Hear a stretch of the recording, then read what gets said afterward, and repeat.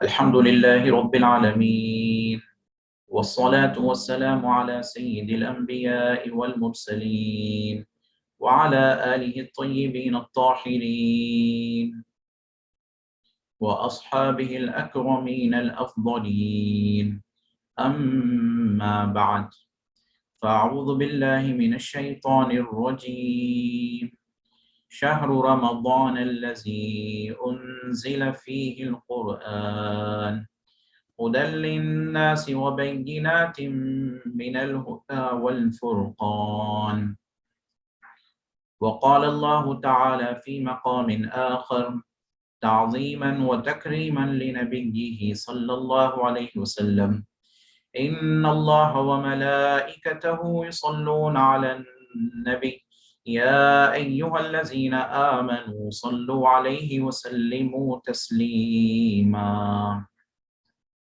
اللهم صل على سيدنا ونبينا مولانا محمد النبي الأمي وعلى آل سيدنا ونبينا مولانا محمد وبارك وسلم. معزز سامعین اکرام، آج ماشاءاللہ ماہ رمضان کا یہ آخری جمعہ رخصت ہو رہا ہے، جس کو ہم جمعۃ الوداع کہتے ہیں۔ ایک مہینے پہلے ہم ماہ رمضان کی آمد کی تیاری میں تھے، اس کے استقبال میں تھے، اور اس کے لیے جد و جہد کر رہے تھے، کوشش کر رہے تھے، خوشیاں منا رہے تھے کہ ایک بہت ہی مبارک، بہت ہی فضیلت والا مہینہ ہم پہ سایہ فگن ہونے والا ہے۔ اور آج ہم جو ہے ماہ رمضان اللہ رب العزت کا بڑا فضل کرم ہے کہ اللہ رب العزت ہمیں پھر سے ایک مرتبہ ماہ رمضان عطا فرمایا اور ہمیں ماہ رمضان میں عبادت کرنے کی ہدایت دی اور نیک توفیق عطا فرمائی۔ اب ماہ رمضان اب ہم سے گزر جائے گا، اس کے بعد پھر ماہ رمضان اب ہمیں ملے گا نہیں ملے گا ہم نہیں جانتے ہیں، پر یہ مہینہ ہم رخصت ہونے سے پہلے ہمیں کچھ امور پر غور و فکر کرنا چاہیے۔ ماہ رمضان جانے سے پہلے ہمیں اپنے آپ کا، اپنے نفس کا خوب محاسبہ کرنا چاہیے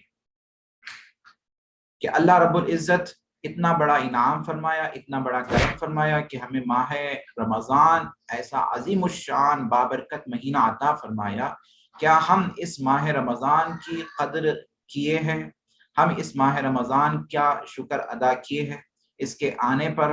ہمارے اندر انقلاب پیدا ہوا ہے یا نہیں ہوا ہے؟ ہمیں اپنے آپ کا محاسبہ کرنا چاہیے۔ سیدنا عمر فاروق رضی اللہ تعالیٰ عنہ ارشاد فرماتے ہیں: حاسبوا انفسکم قبل ان تحاسبوا، کہ اپنے آپ کا تم خود محاسبہ کرو قبل اس کے کہ تمہارا محاسبہ کیا جائے۔ تمہارا حساب کیا جانے سے پہلے، تمہارا محاسبہ کرنے سے پہلے تم خود اپنے آپ کا محاسبہ کرو، اپنے نفس کا محاسبہ کرو۔ حاسبوا انفسکم قبل ان تحاسبوا وزنوها قبل ان توزنوا، اور اپنے اعمال کا موازنہ کرو، اپنے اعمال کو دیکھو کہ اپنے اعمال کس طرح ہے، کہ قبل اس کے کہ تمہارے اعمال کا موازنہ کیا جائے۔ کل قیامت کے دن تمہارے اعمال ترازو میں جب تولے جائیں گے، ان کا وزن کیا جائے گا، اس سے پہلے تم اپنے اعمال کا موازنہ کرو، اس کا حساب کر لیا کرو۔ فَإِنَّهُ أَحْوَجُ، کے دن تمہارے اعمال کا حساب کیا جانے سے پہلے یہ چیز تمہارے لیے آسان ہے کہ تم جو ہے آج ہی جو ہے اپنے اعمال کا محاسبہ کرو۔ وَتَزَيَّنُوا لِلْعَرْضِ الْأَكْبَرِ، اور اپنے اعمال کو مزین کرو، اپنے اعمال کو سدھارو، ان کو زینت دو، ان کو مزین کرو کہ کل کے دن جو ہے بہت سب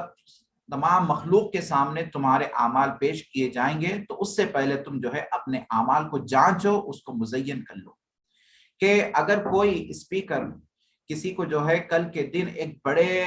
ہجوم کے سامنے، ایک بڑے آڈینس کے سامنے اگر اس کو اسپیچ دینا ہوتا، اس کو اسپیچ ڈیلیوری کرنا ہوتا، تو وہ اس کی جو ہے اس سے پہلے پریکٹس کرتا،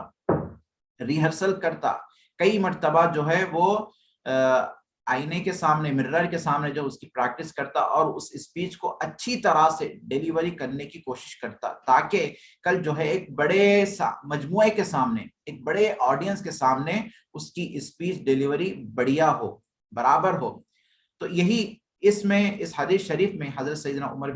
عمر خطاب رضی اللہ تعالیٰ عنہ یہی ارشاد فرما رہے ہیں کہ کل تمہارے اعمال پیش ہونے سے پہلے تم جو ہے اپنے اعمال کو مزین کرو، ان کو جو ہے سنوار لو تاکہ کل مخلوق کے سامنے تمہیں جو ہے نادم نہ ہونا پڑے.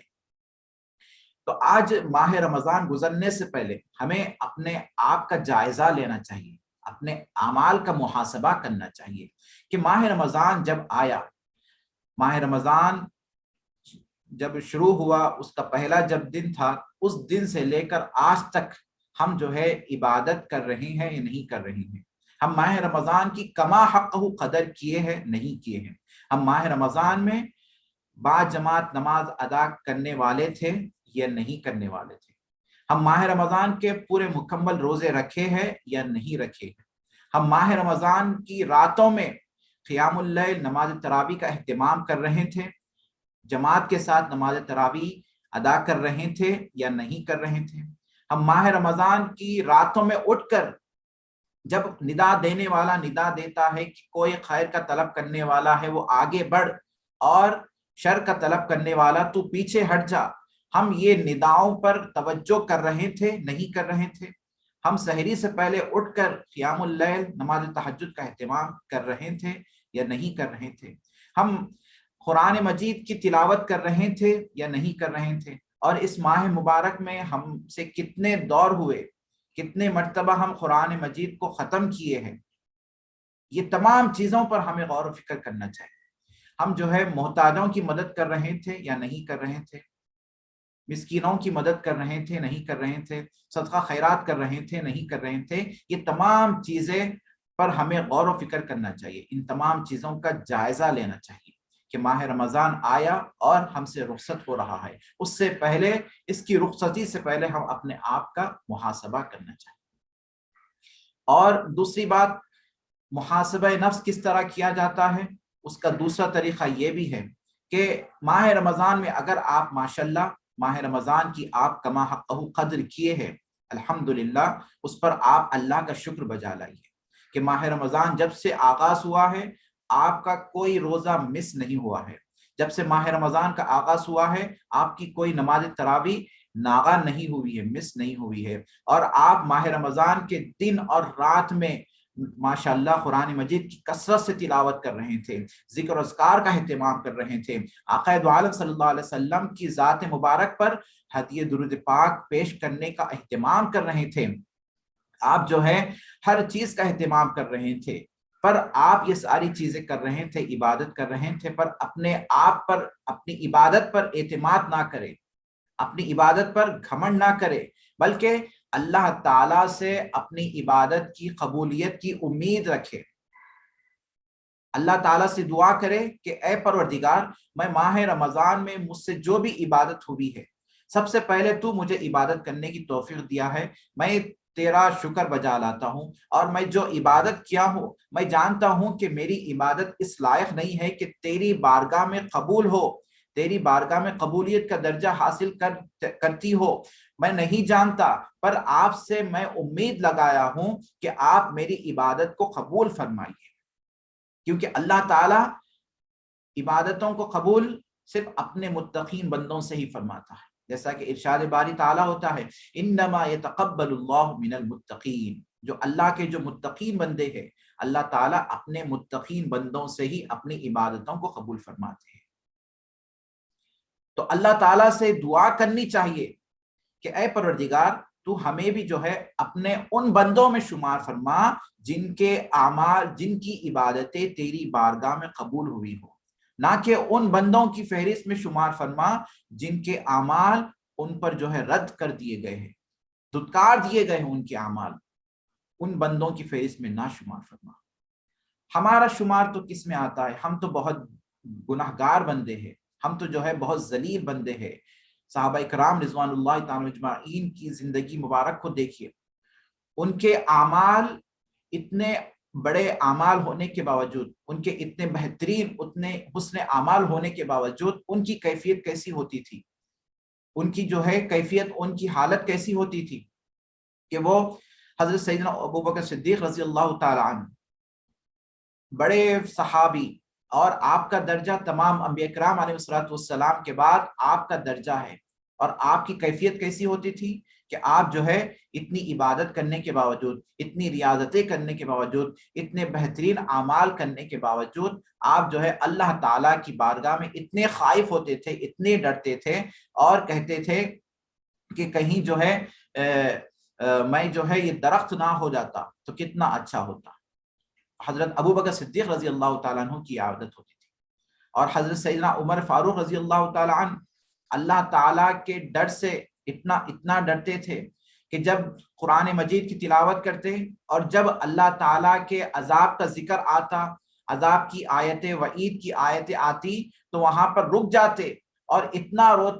रोते कि रोने की वजह से जो है आप बीमार हो जाते और लोग जो है आपके पास आपकी इयादत के लिए आते।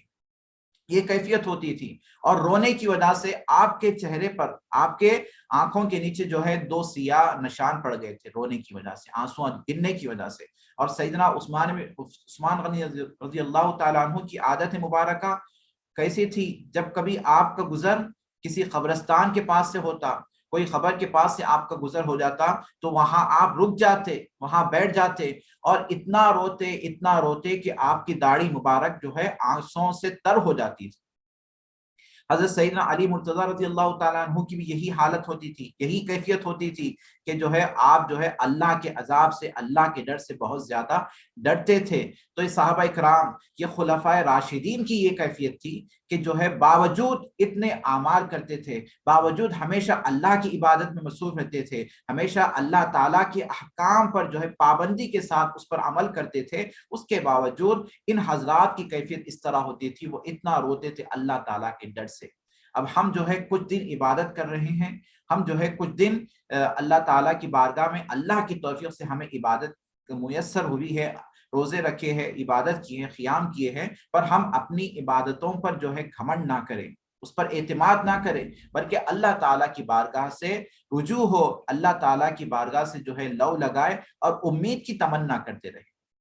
डरते रहे, और अल्लाह ताला से अपने आमाल की कबूलियत की उम्मीद करते रहे। ये ना समझे कि आप जो इबादत कर लिए बस आपका काम हो गया। अब आप ये ना समझे कि मैं जो है माशाल्लाह पूरे मेरे रोजे हो गए, मेरी पूरी नमाजें हो गई, और जो है मेरे नमाज तरावी हो गए, मैं नमाज तरावी में 1 मरतबा 2 मरतबा कुरान का दौरा खत्म कर लिया, अब बस मेरा काम हो गया, अब बस आप ईद की तैयारी शुरू कर ले। ये बात नहीं है, ऐसा नहीं करना चाहिए, बल्कि अपने आमाल को कबूलियत कराना है और उसकी फिक्र करनी चाहिए, और उसके लिए जो है अल्लाह ताला की बारगाह में रुजू होना चाहिए, इस्तिग़फ़ार करते रहना चाहिए, तौबा इस्तिग़फ़ार करते रहना चाहिए।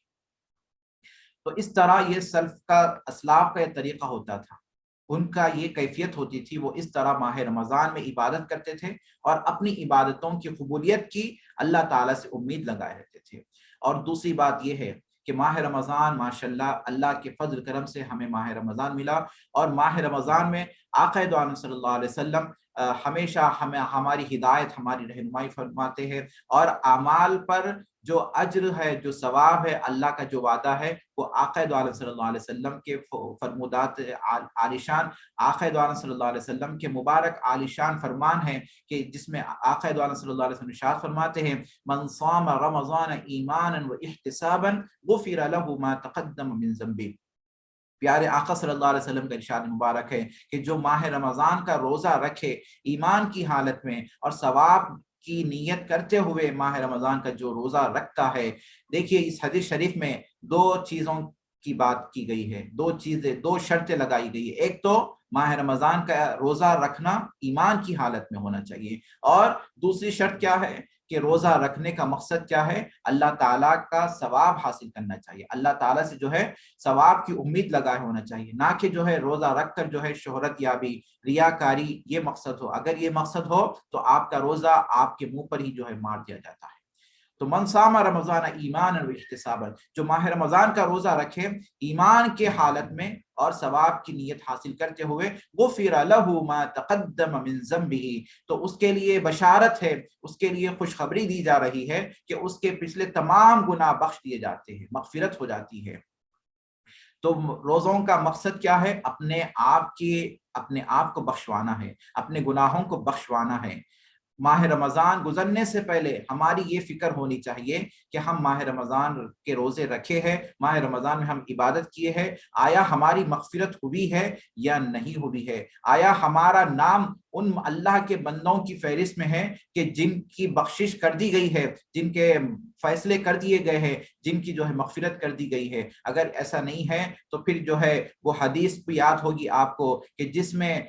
حضرت جبرائیل علیہ الصلوۃ والسلام جو ہے بد دعا کرتے ہیں اس شخص کے لیے کہ جو ماہ رمضان کو پایا، ماہ رمضان کو پا کر اپنے گناہوں کی بخشش نہ کروا لیا، ماہ رمضان کو پا کر اپنے گناہوں کی مغفرت نہ کروا لی، ایسے شخص کے لیے حضرت جبرائیل علیہ الصلوۃ والسلام بد دعا کرتے ہیں اور اس بد دعا پر آقا دو عالم صلی اللہ علیہ وسلم آمین فرماتے ہیں۔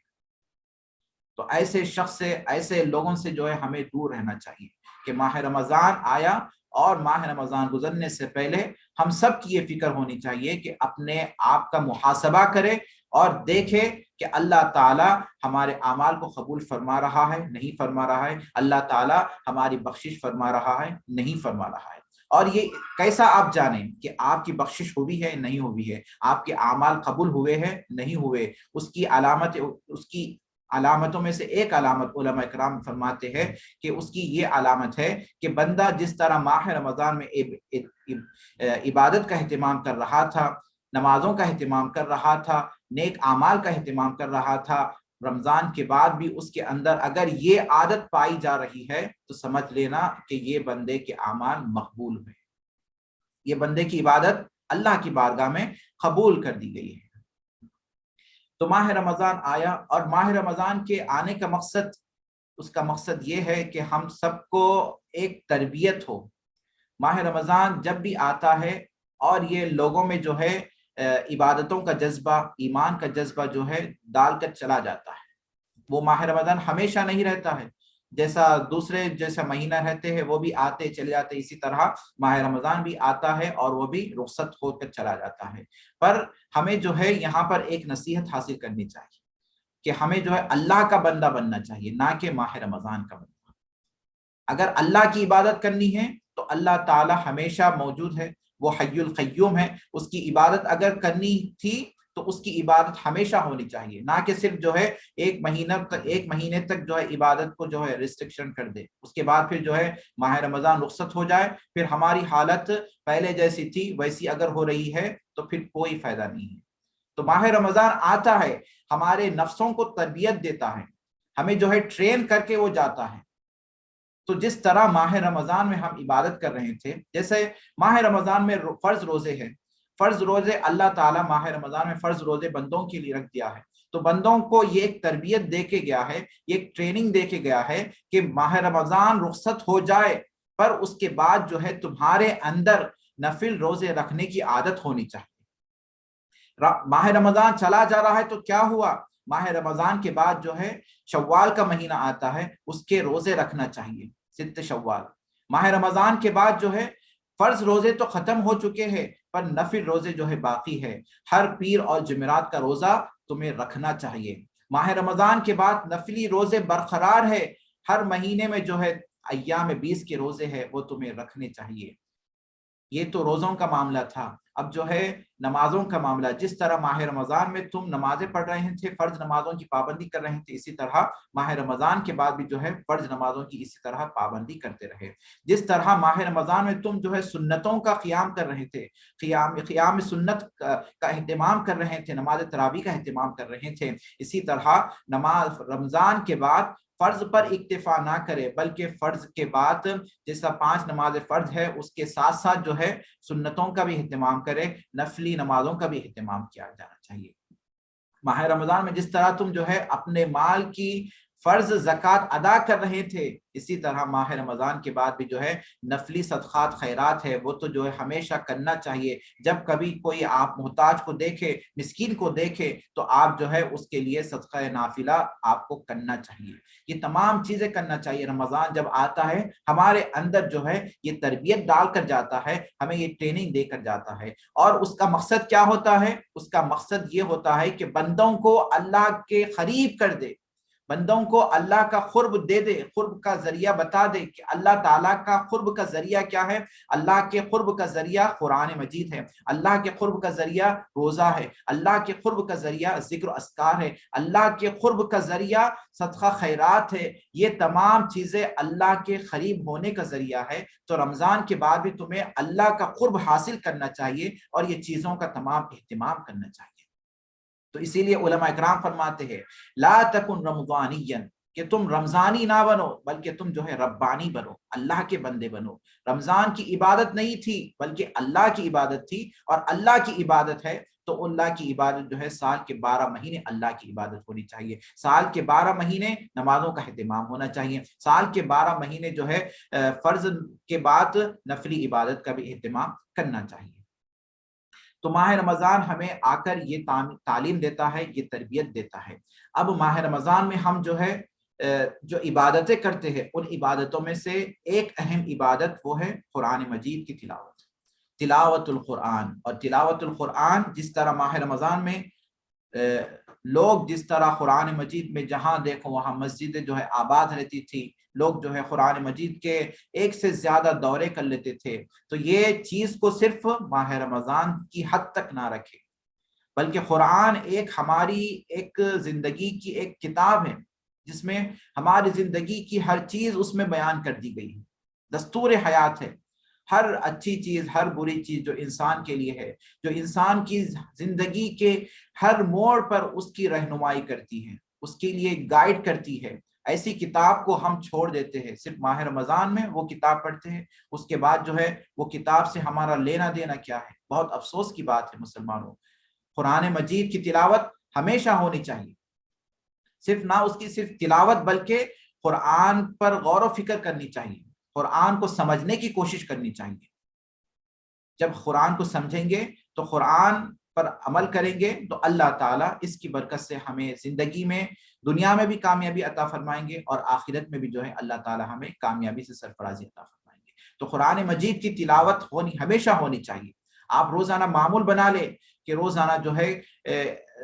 اگر ایک جز پڑھتے ہیں ایک دن میں تو بہت بہتر بات ہے، اگر اس کا اہتمام نہیں ہو سکتا ہے تو جتنا ہو سکے آپ سے ہر نماز کے بعد مختصر جو ہے قرآن مجید کی تلاوت کر لیں، تو انشاءاللہ تعالی آپ آہستہ آہستہ قرآن مجید کی تلاوت کرنے کی عادت اپنے اندر ڈالیں گے، تو انشاءاللہ تعالی جو ہے کچھ دن کے بعد جو ہے آپ کے اندر قرآن مجید کا اور شوق بڑھ جائے گا اور جذبہ بڑھ جائے گا، آپ جو ہے اس کے بعد قرآن مجید کی بہت زیادہ تلاوت کرنے والے بن جائیں گے۔ تو قرآن مجید کی تلاوت کو ملتزم کر لیجئے، چمٹ جائیے اس سے، روزانہ قرآن مجید کی تلاوت کو پڑھتے رہیے اور قرآن فہمی کا شوق بھی اپنے اندر ڈالیں۔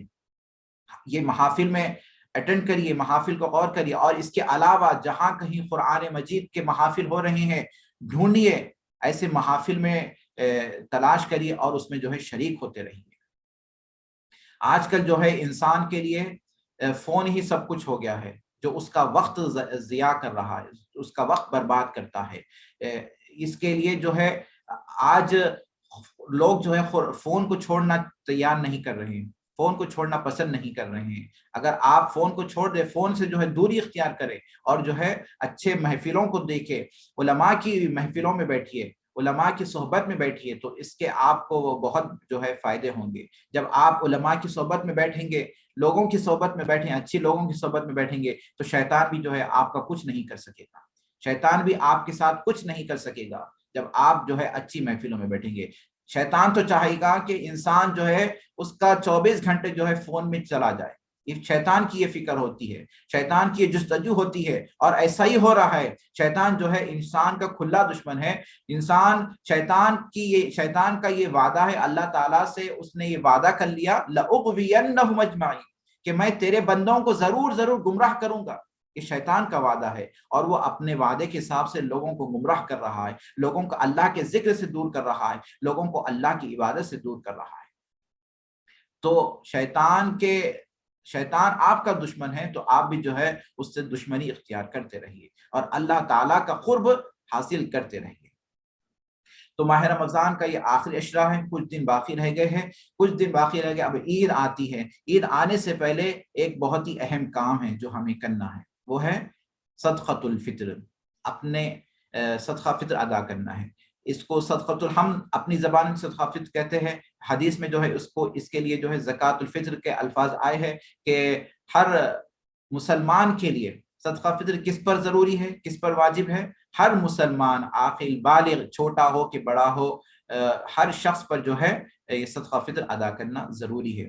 اور صدقہ فطر کیا ہے، یہ تو ہمارے پاس واجب ہے، اور جو ہے کچھ ائمہ کے پاس یہ صدقہ فطر کیا ہے، فرض کے درجے تک حاصل ہے، فرض کا درجہ حاصل رکھتا ہے۔ اور اس کی حکمتیں کیا ہے؟ اس کی حکمتیں، دو حکمتیں بتائی گئی ہیں۔ پہلی حکمت کیا ہے؟ تطہیر الصائم من اللغو والرفث الذي وقع منه۔ پہلی حکمت یہ ہے کہ روزے دار کو کیا کرنا ہے؟ پاک و صاف کرنا ہے روزے دار کے لیے، کہ روزے دار جب روزے رکھتے ہیں تو انسان ہے، ہمارے روزے کی حالت میں جو ہے ہم سے کچھ بھول چوک ہو جاتی تھی، کچھ جو ہے لغو بات، کچھ ایسی چیزیں ہم کر بیٹھے جو ہمیں نہیں کرنا چاہیے تھا روزے کی حالت میں، ہم سے جو ہے جھوٹ ہو گیا، ہم سے جو ہے کسی کی غیبت ہو گئی، کسی کی چغلی ہو گئی، یہ سارے چیزیں جو ہے روزے کی حالت میں ہمیں نہیں کرنا چاہیے تھا، پر جو ہے ہم سے یہ چیزیں سرزد ہو گئے۔ اب کیا کرنا چاہیے؟ تو اللہ تعالیٰ ارشاد فرماتے، اللہ کے حبیب صلی اللہ علیہ وسلم ارشاد فرماتے ہیں کہ صدقہ فطر ادا کرو۔ صدقہ فطر جو ہے تمہارے روزوں میں جو لغو باتیں جو ہوئی تھی، جو چیزیں تم سے سرزد ہو گئے تھے، جو چیزیں نہیں ہونا چاہیے تھا، تو صدقہ فطر ادا کرنے سے وہ چیزیں اللہ تعالیٰ اس کو معاف فرما دیتے ہیں، لغویات کو اللہ تعالیٰ معاف فرما دیتے ہیں۔ پہلی حکمت صدقہ فطر کی یہ ہے۔ دوسری حکمت صدقہ فطر کی جو بتائی گئی ہے وہ ہے مسکین کی غذا، مسکین کی غذا کا بندوبست بن جاتا ہے، اور عید کے دن جو ہے ان کے ساتھ بھائی چارگی، ان کے ساتھ ہمدردی کا جذبہ اس کے ذریعے سے اللہ تعالیٰ پورا فرما لیتا ہے کہ عید آ رہی ہے، عید الفطر، یہ ماہ رمضان کے روزوں کے بعد عید الفطر آتی ہے، اور عید کا دن جو ہے خوشی کا، فرحت کا، مسرت کا دن ہوتا ہے۔ اللہ تعالیٰ کو جو ہے یہ منظور ہوا کہ عید کے دن جو ہے ہر آدمی جو ہے خوشی منائے، خوشی کا اظہار کرے، ہر آدمی چاہے وہ امیر ہو کہ غریب ہو، تو غریبوں کو بھی اللہ تعالیٰ عید کے دن، عید الفطر میں اللہ تعالیٰ غریبوں کو بھی شامل کرنا چاہے تو اس کے ذریعے اللہ تعالیٰ کیسا اللہ تعالیٰ غریبوں کو جو ہے خوشی کیسا عطا کرے، تو اللہ تعالیٰ صدقہ فطر کو مشروع فرما دیا کہ جب کوئی صدقہ فطر ادا کرتا ہے تو غریب تک یہ صدقہ فطر پہنچ جاتا ہے، تاکہ غریب بھی جو ہے عید کے دن، عید کی خوشیوں میں وہ بھی شامل ہو جائے۔ تو صدقہ فطر نکالنے کی دو حکمتیں ہیں۔ ایک پہلی حکمت یہ ہے کہ روزے دار کی جو ہے جو لغو باتیں ہوتی ہے اس سے اللہ تعالیٰ اس کی پاداش فرما دیتا ہے، اس کی کمی پوری ہو جاتی ہے، اور دوسری جو حکمت وہ ہے وہ غریب کی غذا بن جاتی ہے۔ اور آقا عالم صلی اللہ علیہ وسلم ارشاد فرماتے ہیں کہ عید کے دن سے پہلے جو ہے تم صدقہ فطر ادا کر لو، تاکہ جو لوگ غریب ہے، جو محتاج ہے، جو مسکین ہے، وہ بھی عید کی تیاری میں مشغول ہو جائے، وہ بھی عید کی دن خوشیاں منانے والے بن جائیں۔ اور حضور پاک صلی اللہ علیہ وسلم یہ بھی فرماتے ہیں کہ جب تم کسی غریب کو، مسکین کو جب صدقہ فطر ادا کرو تو اتنا دے دو کہ آپ اس کو جو ہے بے نیاز کر دے، تاکہ اس کو اور مانگنے کی ضرورت نہ پڑے، اس کو سوال کرنے سے یہ چیز جو ہے بے نیاز کر دے، اتنا ادا کر دو غریب کو، مسکین کو۔ تو صدقہ فطر ہم سب کو جو ہے ادا کرنا چاہیے۔ عید کی نماز سے پہلے، جانے سے پہلے صدقہ فطر جو ہے ادا ہو جانا چاہیے، یا پھر جو ہے عید کی نماز سے پہلے صدقہ فطر ضرور ادا کر دے۔ اگر کوئی صدقہ فطر عید سے پہلے ادا نہیں کر سکا تو اس کو ادا تو کرنا ہی ہے۔ عید کی نماز سے پہلے اگر کوئی صدقہ فطر ادا نہیں کرا تو عید کی نماز کے بعد جو ہے وہ صدقہ فطر ادا کرے، اور عید کی نماز سے پہلے جو صدقہ فطر ادا کر دے وہ ان کی صدقہ مقبولہ ہو جائے گا، اور جو عید کی نماز سے پہلے صدقہ فطر ادا نہیں کر سکا کسی وجہ سے، کسی مجبوری کی وجہ سے، تو اس کو چاہیے کہ عید کی نماز کے بعد جو مقدار ہے صدقہ فطر کی، وہ مقدار جو ہے غریبوں کو دے دے، تو وہ صدقہ نافلہ میں وہ اس کا شمار ہو جاتا ہے۔